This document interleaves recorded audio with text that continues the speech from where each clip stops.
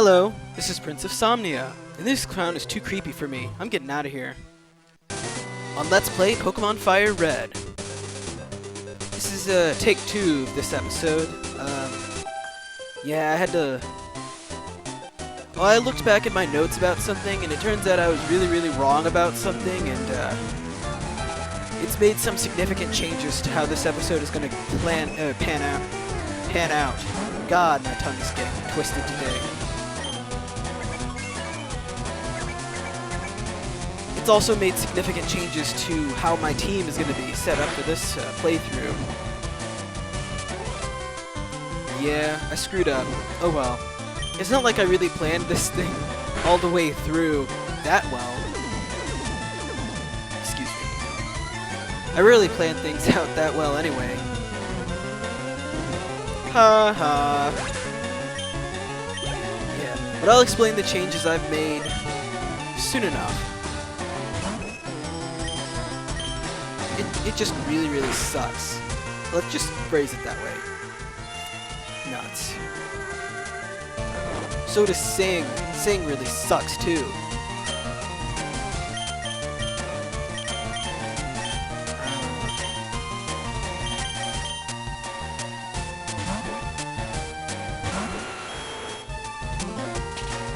Come on, poison point, poison point.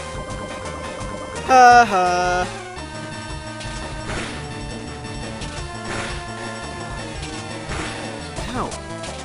Really? Really? 5 times? I swear to God, moves like that hit 5 times every time when the AI uses them. I don't know why they're using Follow Me, because it's a move that's totally worthless outside of double battles.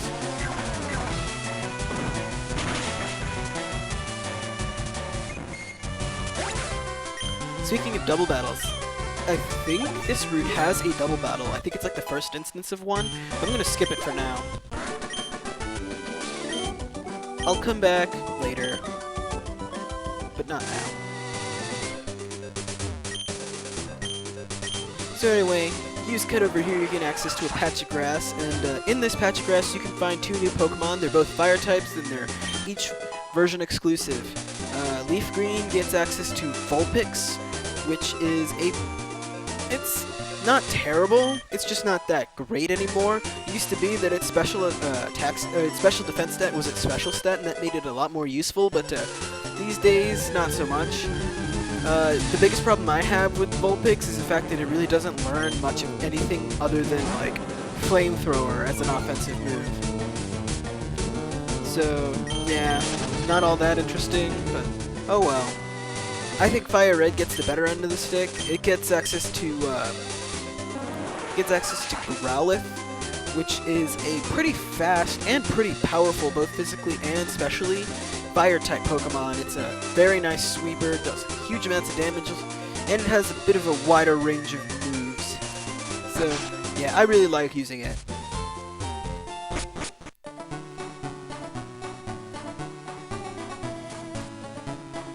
So, yeah. I'll come back for the other trainers later. Not right now.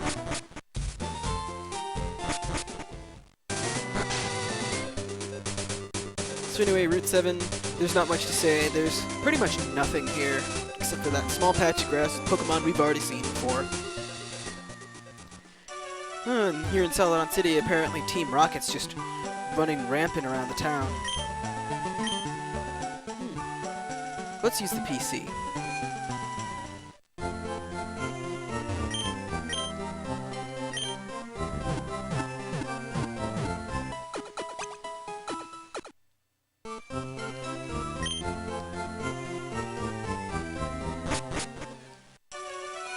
Alright.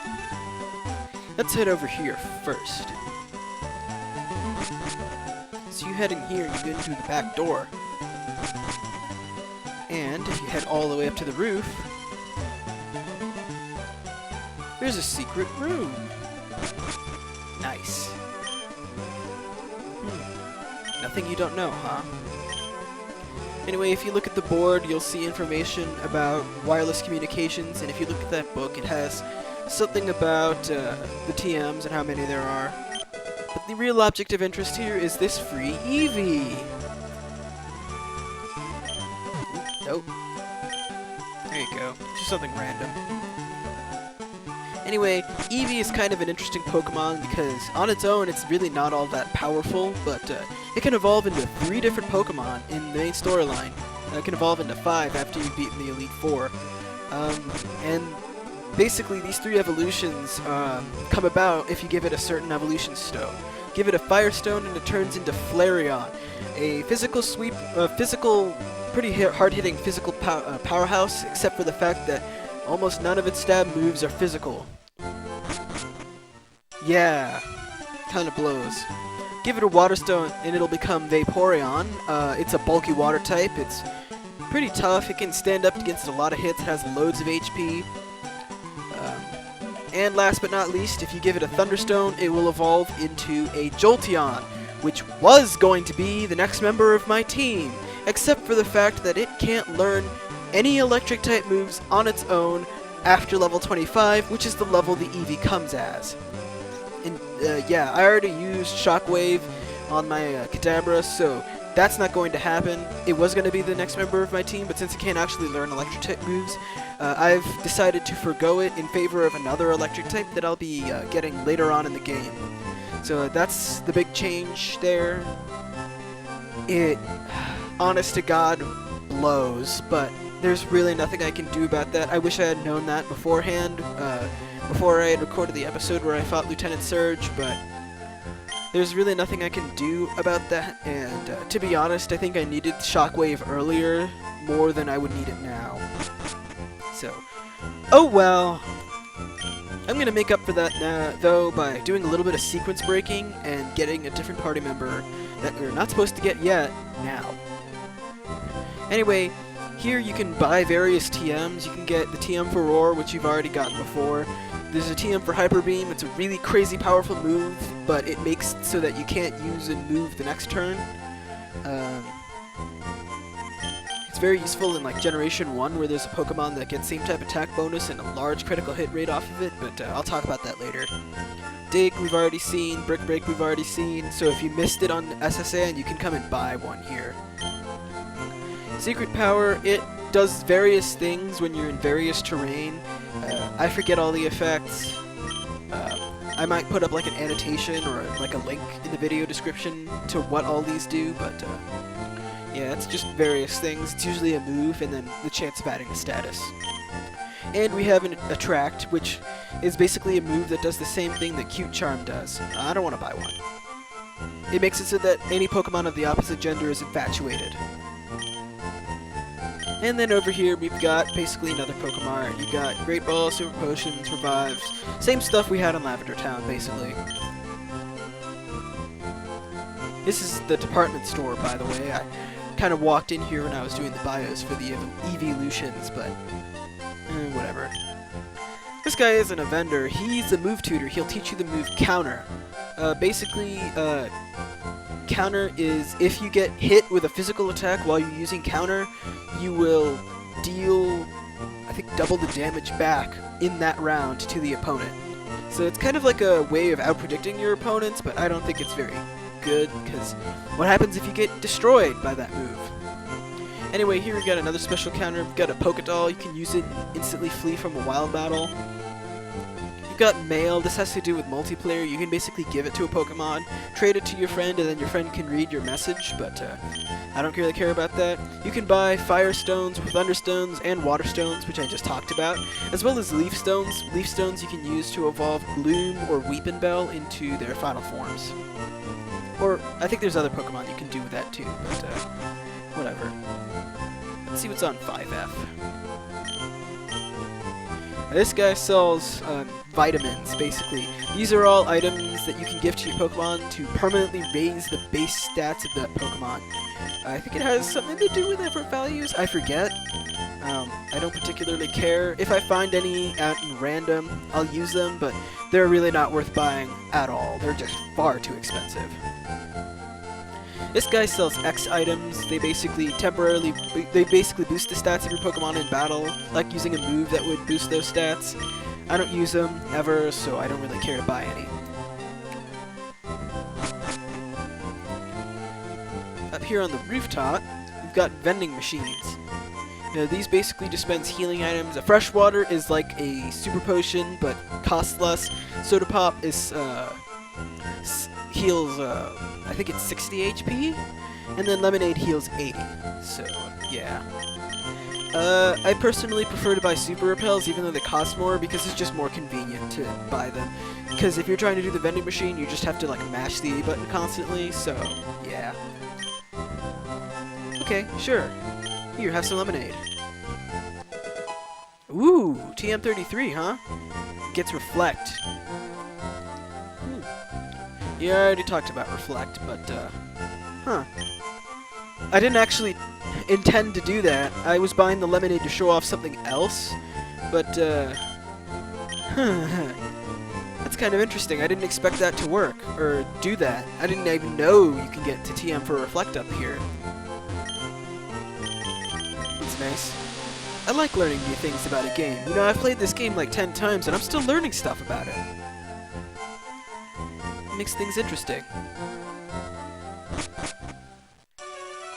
Anyway, I bought the lemonade to show off something. Remember how the guards were saying they were thirsty? Let's try giving the lemonade to them.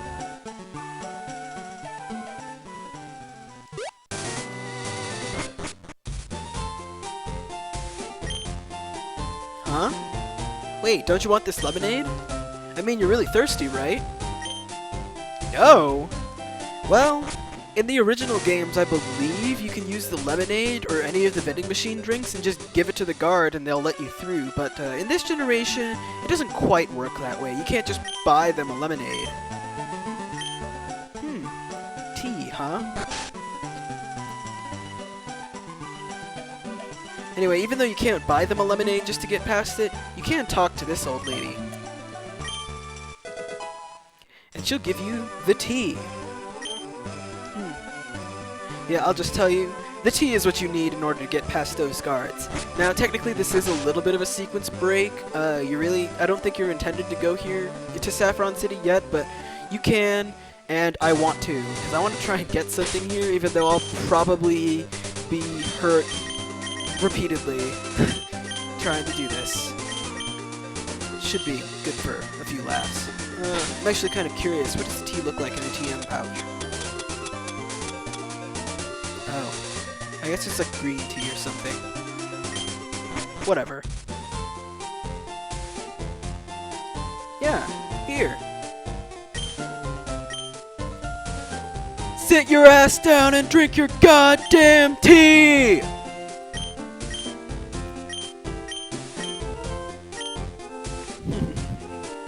But anyway, you give them the tea, the goddamn tea, and all the guards will now let you through into Saffron City. Again, this is a bit of a sequence break. You'll notice a lot of things here that you really... There's like Team Rocket grunts everywhere. I guess they basically own the town or something. And you could just do anything in the plot that requires you to go to Saffron City, like right now, basically. At your own peril, of course. I don't think you're intended to come back here until you're at least level 35. Or maybe level 33, I'm not sure. But yeah. You can't even challenge the gym right now, there's a Team Rocket grunt blocking the way, but there is something you can do in Saffron City that will get the Team Rocket grunt to move out of your way. So, yeah. You can challenge the gym here too, right now, if you really wanted to. But at these levels, thou shalt most certainly lose. Oh, these guys sell hyper potions, not super potions. Oh well. I don't need hyper potions. So anyway, the sequence break I was talking about is that today I'm going to be taking on the second gym over here, the Fighting Dojo. It's not really a gym. You don't get a gym badge out of it, but you do get something out of it. And I'm going to try and fight them now. I'll just say this right now, if I discover that everything in here is far too powerful for me, then I'm just not going to bother until later. But I really do want to try and get through this now. Now, pro tip, don't walk up the center. You'll walk in between the two of those trainers, and then you'll have to fight them both sequentially, and, well, it won't end well for you. Basically, my strategy here is hope that I can sweep them with psychic-type moves, and if I can't, fight, run, heal, come back, fight, run, heal, and so on and so forth. This could really, really suck. Yeah, see, they're all level 30s. And I'm like level 28. But since I've been quite a bit over leveled, I figured I might as well try and do this now.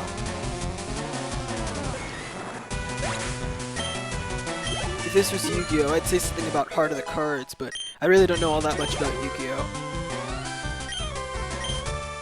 Yeah, they got the chops, the chokes, they're all level 30s. Yeah, this could be a problem. I'd use Reflect, but I don't know if I'd be able to survive with it. Of course, I might not be able to survive without it. Oh no!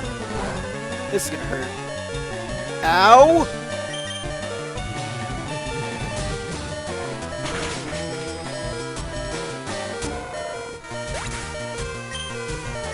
Nuts.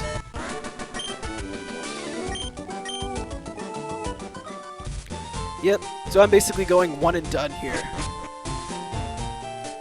Is it kind of cheesing the game a little? Well, yeah, probably. Do I care? No.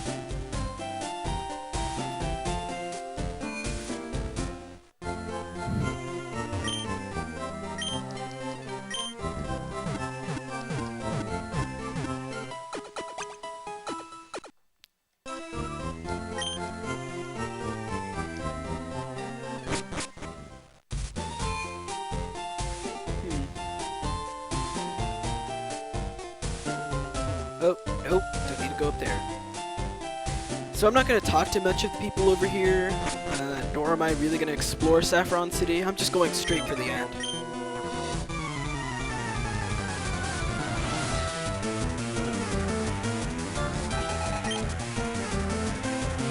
Hitoshi, huh?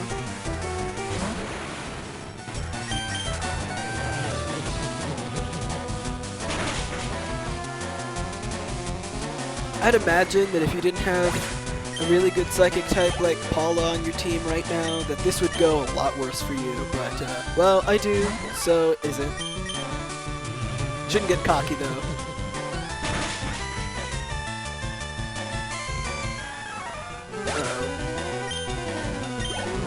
Uh-oh. Well, I guess I'll say this now. I've said before that I live in a college dorm, right? Well, it's game day today, and I think the game just ended.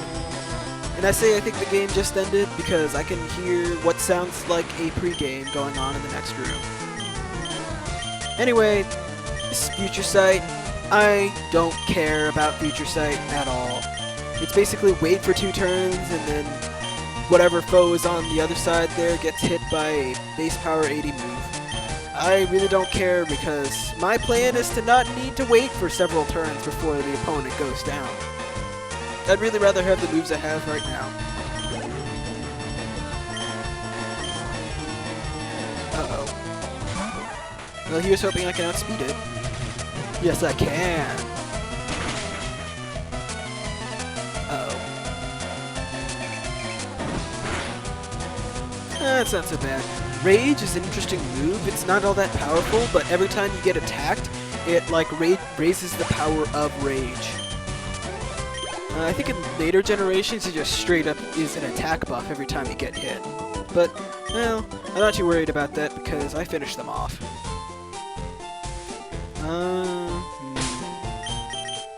Do I have any weak potions? I think I used them all against Misty.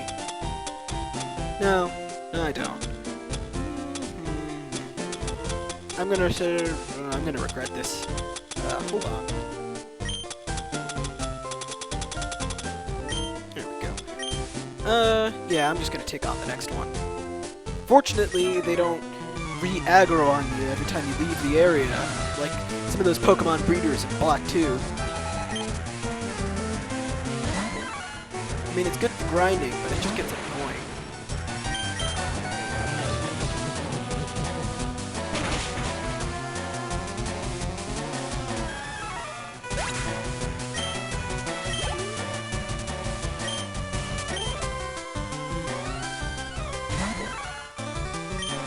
Well, I guess while I'm doing this, I might as well explain something about Pokemon.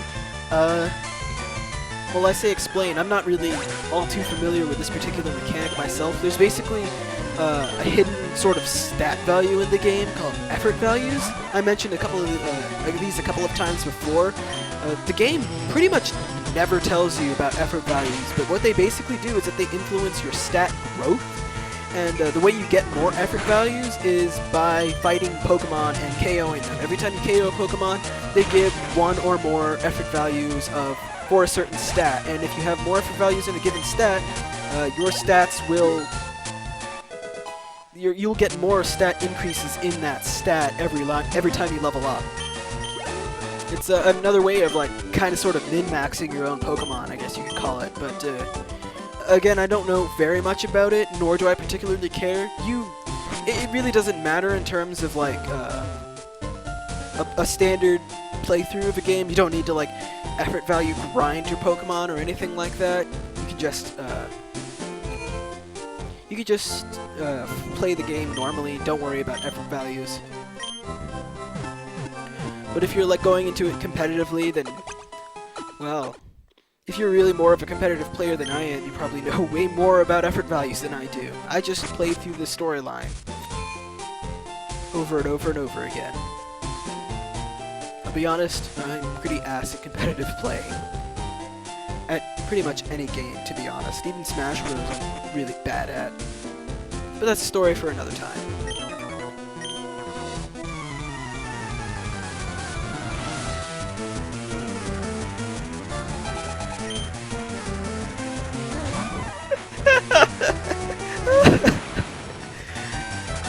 Oh, God. I'm laughing right now because of the name. And I'm kind of waiting for when I knock out his Primeape so I can yell what I want to yell. You done messed up, AA Ron!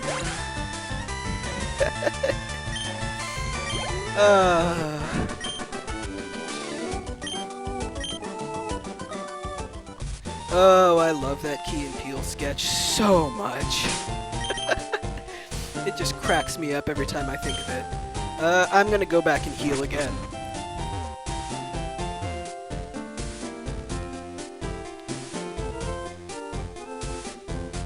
Yeah, you saw that Primeape was like level 36, so yeah. Although I have noticed that for some reason I do tend to be a little underleveled in this game, but it doesn't really matter all that much, because I'm usually able to like struggle through it a lot better than maybe in some other games where I'm way underleveled, but usually in Pokemon I'm never underleveled. And in the newer Pokemon games I'm like 10 to 20 levels overleveled all the time because of how experience works in that game. Or those games. Alright, so anyway, all that's left is the Karate Master.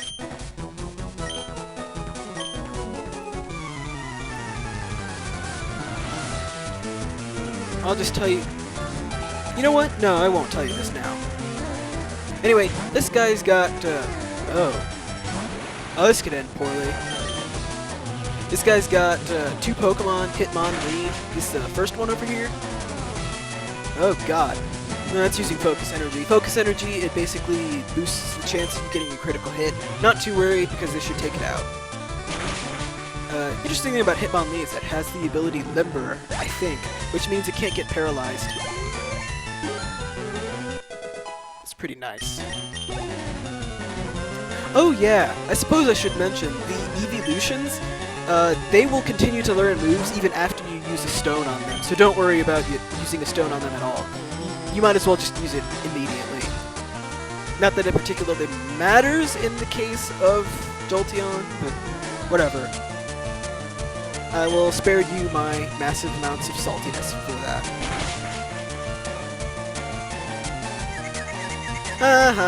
You got confused. Come on, hit yourself, hit yourself, hit yourself! Ha ha. This guy's kinda like a mini-boss. I'm not gonna talk about all the moves his Pokemon have, because he's not really a boss. See? I took him out pretty easy. Having a really powerful Psychic type really helps. And that's how you clear the Karate Dojo far earlier than you're really supposed to.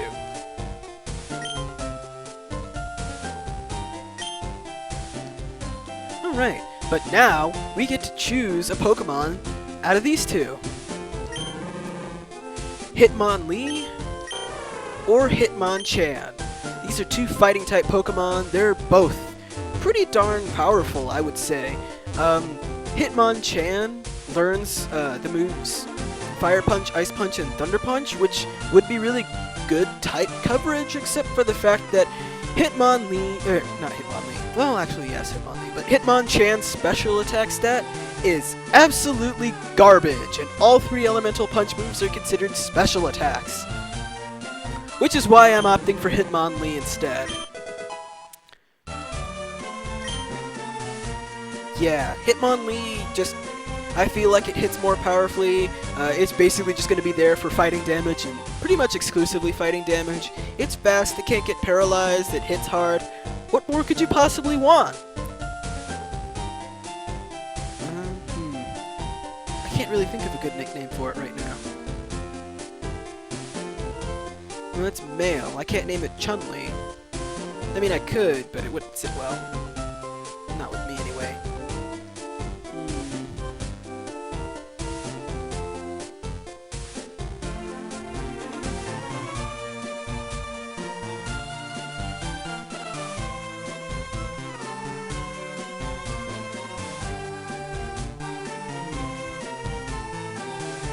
Wow, I actually can't think of a good nickname right now. Oh, okay, well. Okay, it's stupid, and it's not really what I would consider a good nickname. But it's a nickname. Bruce. Yeah. Whatever. Anyway, you can only ever get one. Getting both would be kind of greedy. So, there you go. And, anyway, Bruce is actually going to be the next member of my team. Is it sequence breaking to get Bruce this early? Yeah, probably, but do I care? No, I don't. I'm going to use Bruce right away. So, well, to be honest, Jolteon and Bruce were the reasons why I was saving all those trainers from earlier to fight now, but, well, I'm not going to be using Jolteon anymore, so, yeah, into the box with you. You will probably never see the light of day again. No, I'm just kidding. I don't know what inside the box is like. I don't think anyone knows. Alright.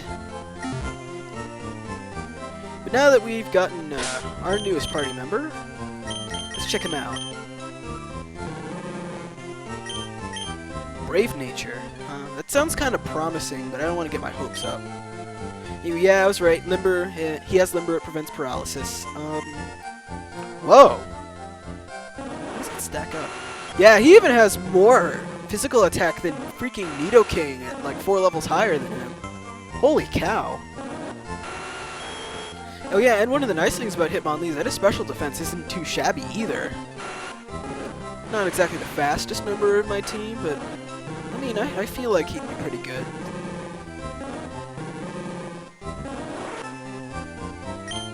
Anyway, let's switch him out into the front. Get him some training over there. And, that's some cheap too. I like to have them all in level order, even though it's not really necessary. I guess it's sort of like an OCD thing, I don't know. I wouldn't know. Anyway, so now that we've got Bruce, let's actually go to where we're supposed to go. Oh, you know what? I didn't check Bruce's moves. Let's see, he's got Rolling Kick, Jump Kick, Brick Break. Wow, he starts with Brick Break? Holy crap, that's really, really good. And Focus Energy, of course, but, wow. Yeah, that's... To be honest, when I used Brick Break as a TM way earlier, I didn't know that Hitmonlee could use learn Brick Break on its own, even though, like, I knew I was going to use one. I just looked it up, actually, pretty recently, and I learned that just now. But anyway, you know what Brick Break does. Rolling Kick can make the opponent flinch. It's basically 60 power. It's slightly weaker than Brick Break, but it has that chance of flinching, even though it misses more often. Jump Kick is a weird move.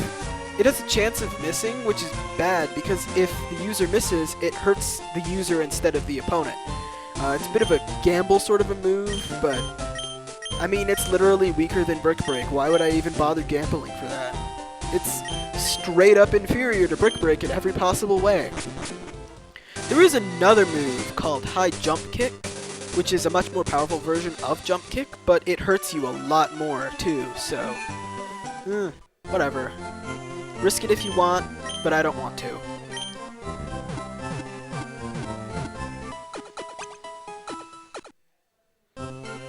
Anyway, let's actually explore the city I tried to get to this episode. Well, we already explored the department store. We kind of explored this building. I think you can find, like, the developer's office or something like that in there. Interesting. There's a Pokemon gym over there. It's kind of hidden off the beaten path over there. I'll just tell you, you need cut to get to it. I think you can go there now if you want, but...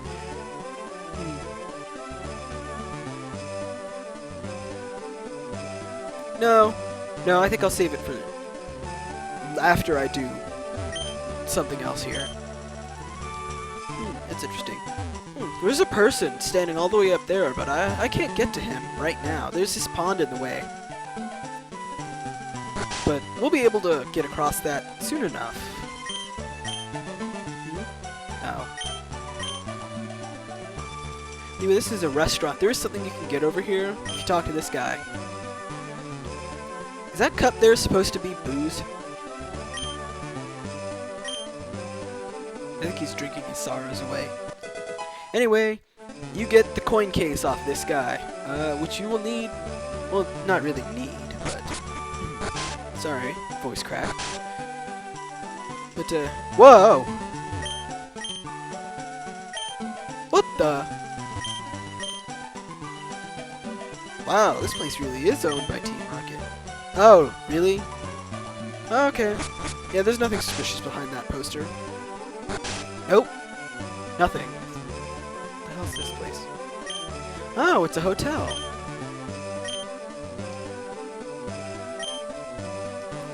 I forgot about this place. You play this game so many times, you just forget about the things you can find in this game. I guess you just stop caring or something. I don't know. I do like the music here. It's just so cheerful. Maybe not as cheerful as the regular town music in Dragon Quest VI, but I mean, nothing beats the cheerfulness of that music. Huh? A Sylph-scope? That sounds stupid. Anyway, let's go in here. This is the game corner. Basically, a gambling simulator. Let's just call it that. Somewhere over here. There it is. There's hidden coins everywhere. I'm not even gonna bother getting them. Oh, this is the champ in the making guy. I'll talk about what he's talking about later, but don't mind him. Talk to the people around here. You can get free coins off of them.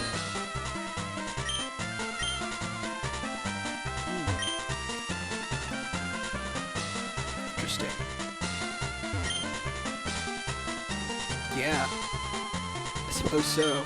I'm not really much of a gambling person, to be honest. Oh no. Anyway, these are the slots. Basically, well, they work just how you would expect slots to. You get the 7s, you get a whole bunch of points, you get a whole bunch of coins, you can get prizes. You know, that sort of thing. Yay, I got a prize. No, I lost. Whatever. I really don't care whatsoever. Like, I could really honestly care less. Anyway, in here are the prizes. Let's see. No, I don't want to talk to you yet. Anyway, on this corner, In this corner! No. In this counter, you can get a whole bunch of items. Smoke Ball lets you escape from battle. It's a hold item, it's never consumed. Miracle Seed, Wild Battle, I should say. Miracle Seed boosts the power of Grass-type moves. Charcoal boosts the power of Fire-type moves. Mystic Water boosts the power of Water-type moves. and yellow flutes cure confusion. Pretty nice, not worth the coin grinding. A whole bunch of TMs over here. I forget. I think this is the only place where you can buy the TMs for Ice Beam, Flamethrower, and Thunderbolt, which is really upsetting. It's also part of the reason why I'm not using Jolteon, because it won't learn a Thunderbolt, and it won't learn an electric type attack until like in the 50s or something crazy like that. Oh well! And over here, you can get Pokemon as prizes. If you're having a lot of trouble getting an Abra or a Clefairy, you can just buy them here, but it's not worth it. You can catch all of the Pokemon on this list except for the last one out in the wild, even though they are all fairly rare. So I'm not going to bother bioing Dratini or Scyther, even though they're new. Oh, and I think in the other version you can get Pinsir instead of Scyther. But I'm not going to bio them now because I'll bio them later. The only one I will bio is Porygon. You grind up all the way to nearly 10,000 coins, you finally get your hands on Porygon, and what do you get? Something almost useless!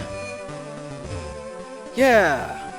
The only reason why you would ever want to do all of that grinding just for Porygon is because it's the only place in the game you can ever find it. But it's not really all that useful unless you can get it to evolve, which you can't do until you beat the main storyline of this adventure. Basically, pass up on it for now. Anyway, over here is the Rocket Game Corner. You can buy coins here. Exchange rate's kind of crap, but oh well. Yeah. Anyway, there's a Team Rocket guard standing here kind of suspiciously, so let's take him on.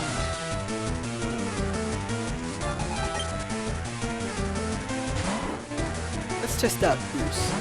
I'll be honest, I've never actually used a Hitmonlee before. This is a bit of an experiment for me. I thought I would use him because I wanted a fighting type and I wanted to try out something. Not bad, not bad. Oh, nuts. There's nothing I can do about Zubats. Yeah, it's a nice. It's so nice having a new member of the team.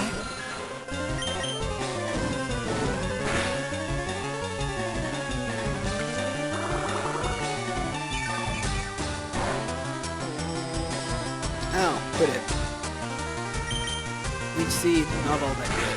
There are better draining moves, but oh well.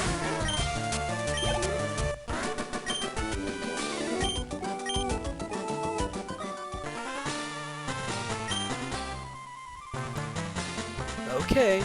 Well, remember what that guy was saying in that house earlier? Haha! Secret staircase. And down here is the Rocket Hideout, which I will be exploring next time on Let's Play Pokemon FireRed. See you guys then!